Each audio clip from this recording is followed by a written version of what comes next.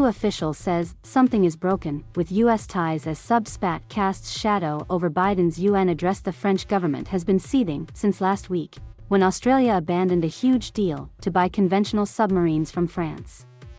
Instead, the US and UK announced they would help Australia acquire nuclear-powered submarines as part of a new security pact called AUKUS.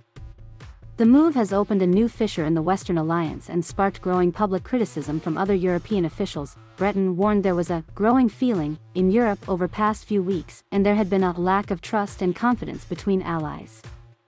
"I'm here again to make sure that we rebuild this partnership, even if in some areas we may need to pause and reset it," he added.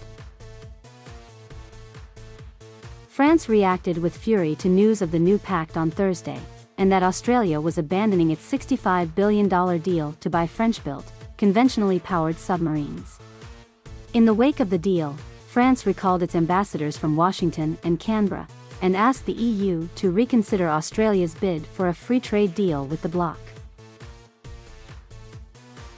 While Biden has asked for talks with French President Emmanuel Macron in an attempt to smooth relations, Australian Prime Minister Scott Morrison said Tuesday he would not speak with Macron during the UN this week. "That is not an opportunity for that at this time. I'm sure that opportunity will come in time. But right now, I understand the disappointment," Morrison said. White House Press Secretary Jen Psaki told reporters Monday that Biden and Macron had agreed to speak in the coming days. In announcing the deal last Wednesday, Biden said AUKUS would reinforce alliances and it marks a major step toward countering China. But the trilateral partnership has alienated key European allies, and now the bloc is calling for answers over France's treatment. "One of our member states has been treated in a way that is not acceptable, so we want to know what happened and why," von der Leyen said, adding that the situation must be clarified before you keep on going with business as usual.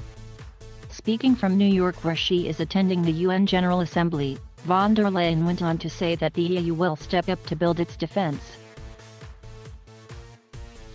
"Many of our member states are members of NATO, and NATO is the strongest military alliance in the world, but it is important to have a strong European pillar in NATO, and to have for the European Union the capabilities to act independently in theaters where, for example, NATO is not, but the EU is called upon," she told Amanpour.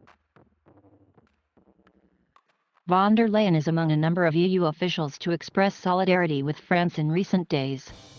The European solidarity and the support for France was very clear among EU leaders, France's Minister of State for European Affairs, Clement Beaune, said on Tuesday of comments from the EU Commission President, the President of the EU Council and the EU's High Representative for Foreign Affairs. Thank you for watching. Please subscribe.